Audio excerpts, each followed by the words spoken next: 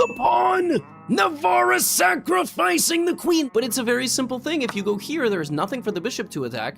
I check you, I win the queen, and this endgame is just totally lost. So queen takes b5 on the board. Knight to c2. Queen c6! The queen is re-sacrificed on the diagonal. Now comes queen e7. It gets even better here because white could re-sacrifice the queen again, but he plays the second best move, which is queen c7, sacrificing his rook in the corner of the board, also giving up the knight on e3, and potentially giving it up with a check. Now Navarra has fully committed to winning the game with the d-pawn. He just needs to break down the defenses. Knight takes e3 here is the move played by Yakoboyev, who for a brief second looks like he's back in the game, but here comes d6.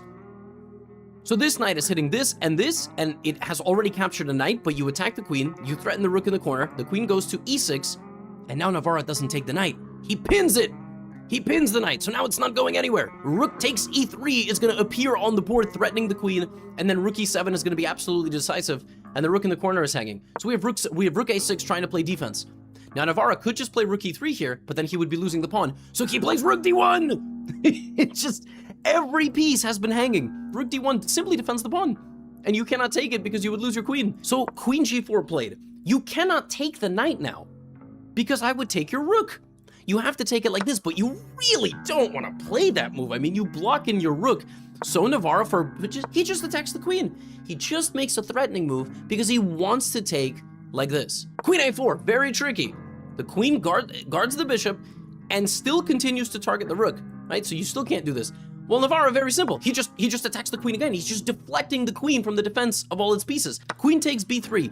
White can play rook e3. Wait, no, white can't play rook e3. And if white plays pawn takes e3, well then, again, he's blocking all of his initiative and the queen is gonna come back. So how is Navarra gonna win this? He's gonna take the bishop, but if he takes the bishop, black has this move. Rook f7. Now the queen has to move, and the knight can take the rook or even the bishop, but what do you do here? You sacrifice the queen again! Queen f7! He just takes the rook that's protecting the king! And when the king takes, the pawn just goes! Rook a8 is a valiant effort, except the bishop would just take the rook, so that is impossible. So after d7, Yakoboyev took the bishop. Navarra, sacrifice the rook! Rook e7 check! So the king takes on e7. Now you make a queen with a check. King to f7. The rook comes into d7. King g6, queen e8, king g5, queen e4. And there is no way for black to check you. And so black plays f5, rook g7 check, rook g6, pawn to h4. You get everybody involved. If the king goes to f6, you have queen e7 mate. If you go this way, it's made in a few more moves like queen f5. And Yakoboyev surrendered his king, played king f6, and got mated on the board.